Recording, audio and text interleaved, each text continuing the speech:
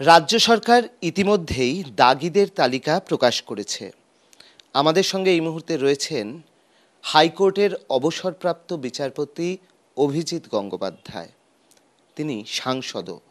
অভিজিৎবাবু, আপনার থেকে যেটা জানতে চাইব, এই তালিকা প্রকাশ হয়েছে, আপনি দেখেছেন, পুরো বিষয়টা আপনার থেকে ভালো কেউই জানে না।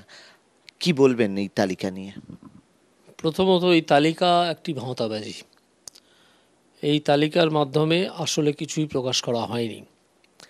স্কুল সার্ভিস কমিশন সুপ্রিম কোর্টের আদেশকে অমান্য করেছে, ফলে তাদের অত্যন্ত কঠোর শাস্তির মুখোমুখি হওয়া প্রয়োজন।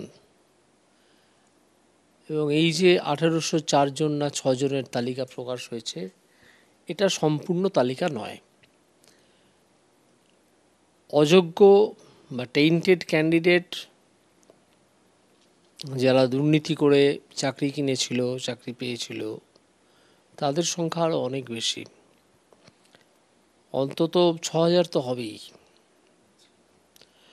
তো তাদের কারণ আমি তো এখনো পর্যন্ত এলো না, দেখতে পাচ্ছি। এদিকে সামনে পরীক্ষা 3-4 দিনের মধ্যে। তো স্কুল সার্ভিস কমিশন সব জানে কারা অযোগ্য না অযোগ্য, সেটা জানা সত্ত্বেও তারা কিন্তু এই ব্যবস্থাটা করছে না।